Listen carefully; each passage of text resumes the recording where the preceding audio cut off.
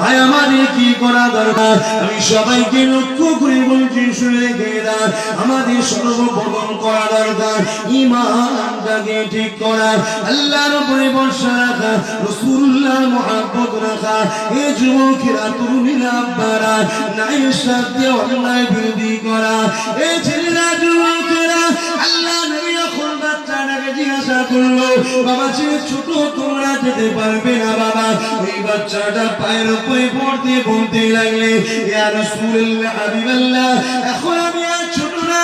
এখন আমি বড় হয়ে গেছি আল্লাহ নবী দেখলেন বাচ্চাটাকে যদি না বলি এই দিলটা ভেঙে যাবে আল্লাহ নবী বাচ্চাটাকে নিয়ে নিল আল্লাহ পাকে দোয়া করতে লাগলে ও রব্বি আল্লাহ এই বাচ্চাটাকে তুমি হিফাজত করে নিও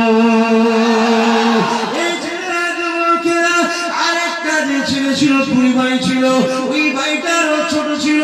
আল্লাহ নবী বলেছেন বাবা ছেলে তুমি আরো ছোট বাবা তোমাকে যেতে হবে না বাবা তুমি তোমার ঘরে ফিরে যাও বাবা ওই বাচ্চাটা বলেছিল ইয়া রাসূলুল্লাহ হাবিবাল্লাহ আপনি আমার বড় ভাইকে নিয়ে যাবে আমাকে নিয়ে যাবেন না ও আমার থেকে বড় হতে পারে ইয়া রাসূলুল্লাহ হাবিবাল্লাহ যুদ্ধের ময়দানে যেটা নাকি ক্ষমতা বেশি ওর থেকে আমার ক্ষমতা বেশি ইয়া রাসূলুল্লাহ হাবিবাল্লাহ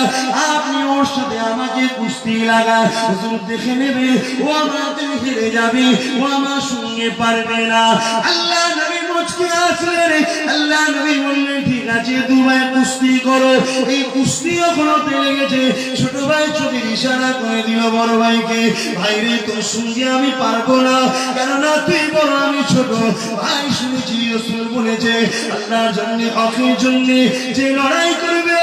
শহীদ হয়ে গেলে বেহিসাব জান্নাত পাবে যদি জিতে আসে পেটে তাও আল্লাহ তাকে জান্নাতি করে দেবে ভাই রাসূলের সাথে যাচ্ছি তুই তো জান্নাতি হয়ে যাবি আমি তোর ছোট ভাই আমি কি জান্নাতি হব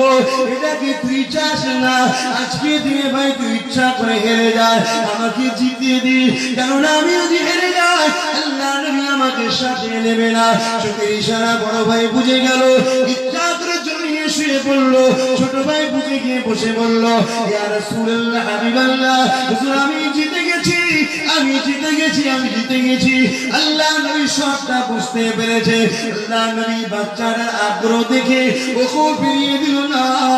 আল্লাহ নবী বললেন চলো বাবা তবে নবী আমার হাত তুলেছে আল্লাহ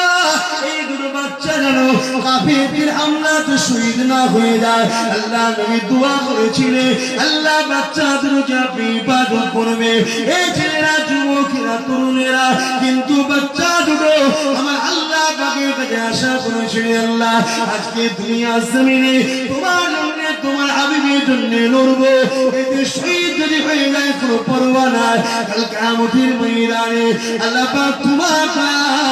জান্নাত পেয়ে যাবো।